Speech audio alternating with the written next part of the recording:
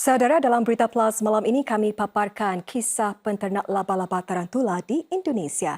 Minat yang berputih dijadikan sumber mencari nafkah tambahan dengan hasil agak lumayan.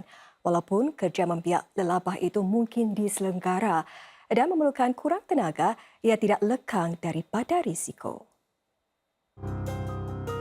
Haiwan ternakan ini mempunyai 8 kaki. Inilah kerja sambilan Encik Yuda yang agak menguntungkan dengan beliau meraih $460 sebulan daripada hobi yang jarang memerlukan penglibatannya. Haiwan inilah yang memberikan warga Indonesia berusia 39 tahun ini satu sumber mencari nafkah.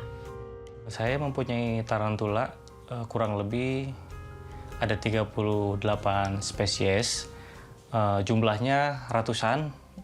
Terus saya menyukai tarantula karena pola dan corak yang alami yang menjadi ciri khas setiap spesies tarantula itu sangat menarik. Memelihara beratus-ratus tarantula menelan belanja kira-kira $38 sebulan. Encik Yuda menjual sekitar 100 ekor anak tarantula dalam tempoh itu bagi memperolehi kira-kira $460.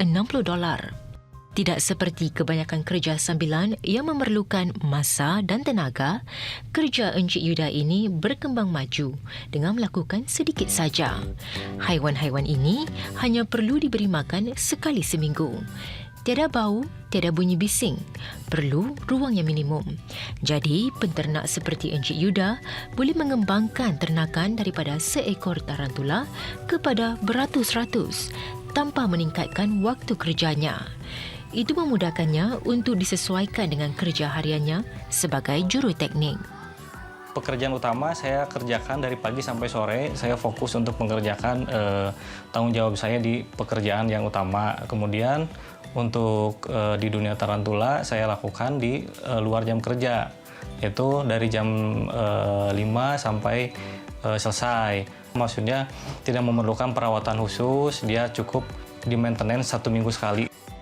Pendapatan tambahan daripada perniagaan tarantula peliharaan Encik Yuda kini membantunya menyediakan kewangannya untuk masa depan. Kalau untuk gaji dari pekerjaan saya sebetulnya sudah mencukupi untuk kehidupan keluarga saya. Untuk sebelum memulai bisnis ini yang saya sangat sulit untuk dipenuhi itu pertama biaya sekolah anak. Kedua, biaya-biaya tak terduga di mana anak saya sakit atau salah satu anggota keluarga saya yang sakit. Terus ketiga, biaya-biaya untuk rekreasi. Namun, perniagaan perlu kurang tumpuan ini masih perlukan pelaburan dalam menimba pelajaran. Untuk hobi saya itu berkembang, itu saya bergabung dengan komunitas-komunitas yang penghobi tarantula, dan kemudian saya baca literatur seperti buku-buku, kemudian saya baca-baca buku dan menonton video-video mengenai tarantula yang membuat saya semakin tertarik untuk mengembangbiakan si spesies tarantula ini.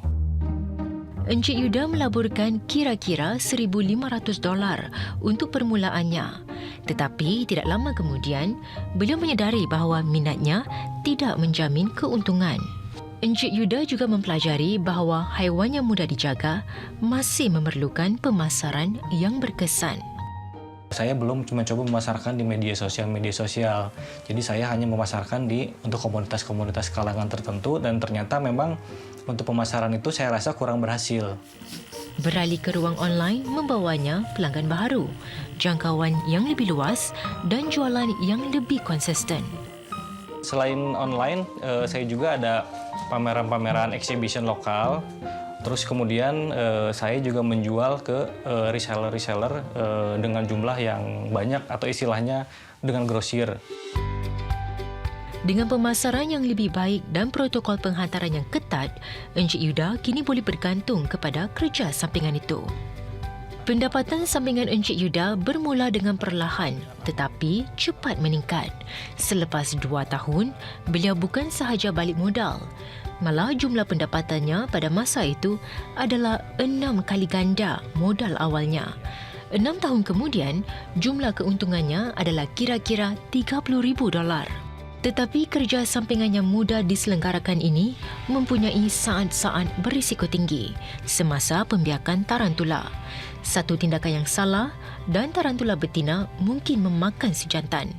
Dari segi perniagaan, itu bermakna modal anda hilang dalam satu gigitan. Dalam dunia maya yang penuh dengan kerja sampingan, Encik Yuda telah menemui sesuatu yang benar-benar memberikannya peluang yang cerah. Dan ini menjanjikannya masa depan kewangan yang lebih terjamin untuknya dan keluarganya.